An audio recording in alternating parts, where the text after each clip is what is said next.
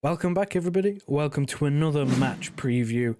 This time around, it's the FA Cup, last game before an international break, which is always fun, I guess. Not really, but it is what it is.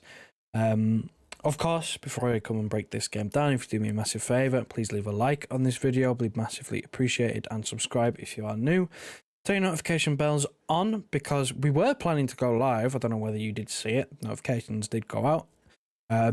But, you know, I mean, Champions League history happened, you know, no penalty shootout in the knockout stage for, 8 years? Was it 2016, the final? Since we last had penalties. And what do you know? Back-to-back days, penalty shootouts, derailed all our plans. It is what it is. But we'll try and make that up to you. We'll try and go live as soon as we can. International break, so there'll be plenty of time. Bit of news we're hoping to come out as well. You never know what can happen. Just turn notification bells on, and of course there is a link top line in the description if you want to become a channel member, help the channel out further. Don't feel like you have to, but it is there if you want to. I'll start previewing this game and start with some team news, because it's a little bit interesting, isn't it, now with the international break coming up. You've got players getting called up. Of course, we've had a few missing through injury that we knew of, Jack Grealish being one of them. But this comes as maybe not a big shock to me that Kevin De Bruyne has not been picked for Belgium because he has a minor groin injury and he's going to miss the game against Newcastle, which, if I'm going to be honest, the way he's played the last couple of games, I'm really not surprised there's something wrong, because that's kind of how he's been playing. He hasn't been playing like he's been totally there. It's almost as if, I mean, I said it on my review after Liverpool, if this was his first game back from injury, I would have believed you, because he just looks so off it. And now that this news has come out that he's picked up a minor concern, but still, you know, picked up something, it doesn't really surprise me, because the level did dip a little bit. So I guess that's kind of the only team news. Jack Grealish is still out there. Didn't get picked for England. In terms of the rest of the squad, Ederson, we know, is out for about 4 to 5 weeks with his injury, so ORTEGA'S got a big role to fill. But this is his chance. This is his opportunity. This is the run-in in the season, so if he plays well, Ortega, if he plays well, you just never know. Ederson's let a couple of mistakes creep into his game recently. Hasn't been, you know, the same that we saw in the run-in last season from Ederson, where he was for the most part faultless. He made big saves towards the end of last season. Hasn't done that this year. Made a couple of mistakes, got injured, going to lose his place in the team for a bit. I don't think it's at the point where he will get replaced, because I believe that with his style of play and the way that we play, Pep will always have a favour towards him, because he's just more comfortable on the ball.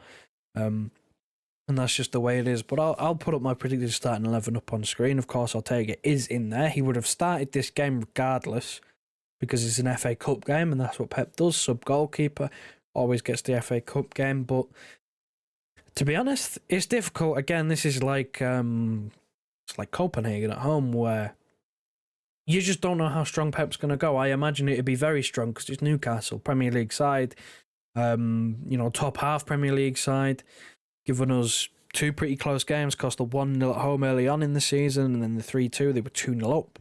So, you know, they've given us a run-in. Thankfully, we're at home for this game, because with the way that we've been playing recently, you know, it's not that I'd back us to lose or anything, but it would be a lot more difficult if we were away, because we just need, you know, something to keep us going. I think we're a little bit off it still, but this is around the season, part of the season again, where I expect us to kick on. Maybe, you know, if something like that Liverpool game, for example, where we were completely under the cosh for the second half, maybe that's kicked our ass into gear. You never know. So I have confidence in this team. I have confidence in this manager to turn it around. I think anyone who's panicking on the season, specifically panicking about the Premier League season, the league campaign, needs to give the head a wobble, because we've been in worse situations with 10 games to go. So I think it's a little bit premature to start throwing in the towel and suggesting that we should prioritise other things, and we shouldn't. We should go for everything. Of course, with the holders of the 3 competitions left in the season, the historic back-to-back treble no one's ever done before, no one will probably ever do. If I'm being real, of course you want to do it. I believe we have the ability to do it, but I'm not expecting it. Never expected it. It was way too high an expectation to go, back-to-back treble. This is the level. It's not the level. Not level. It's far too high, but this is my predicted 11 in terms of why I went for certain players. I mean, look, the main one here for me is Phil Foden. If he does not start this game in midfield with Kevin De Bruyne not playing, serious questions have got to be asked. That's just how I feel. It can't continue. Phil Foden, for me, I don't think will ever be a truly elite touchline winger. He can be good at it. He has been good at it. He will be good at it. He'll be serviceable. He will get the job done. He will play well in that position. Don't get me wrong, I'm not saying he's completely useless, but in terms of the elite level, getting the best out of him, it will not work. It will not work. He has midfielder qualities. He doesn't have wing qualities. He's deceptively quick, yes. He's very technical, good on the ball, can dribble, yes. Can even pick a pass. But his game is still not suited to being a touchline winger, wide, high and wide. That's not him. That's not his game. And with Kevin De Bruyne out, I don't want to see none of this Julian Alvarez playing anywhere else but up front for the rest of the season.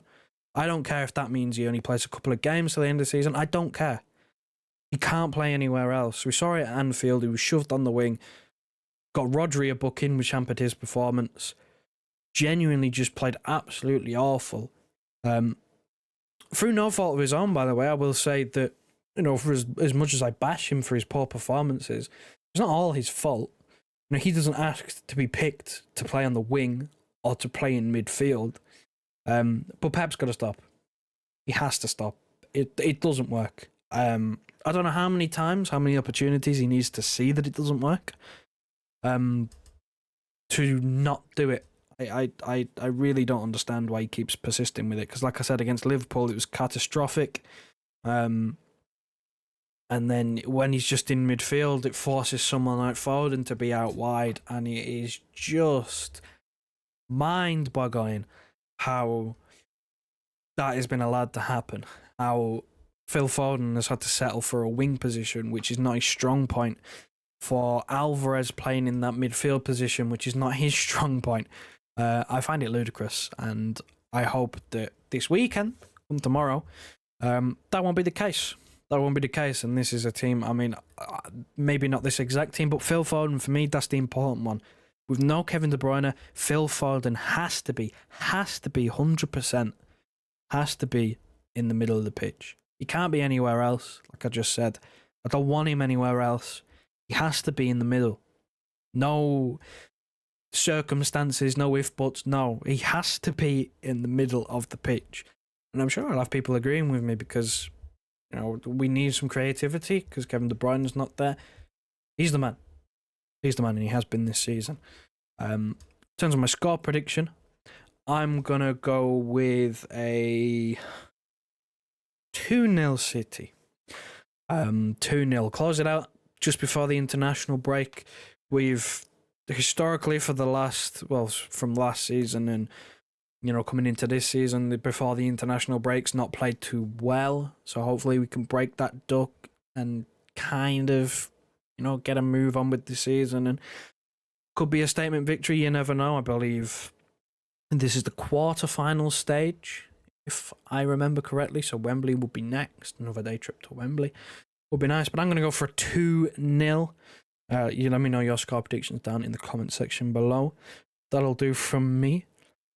If you do me a massive favour on your way out of this video, please leave a like. It's massively appreciated, helps the channel out, and subscribe if you are new. Turn your notification bells on so you don't miss any live streams that are coming up. And of course, top line in the description, there is a link to become a channel member if you want to help support the channel further. Thanks very much for watching, and I'll see you post-match where hopefully we've progressed.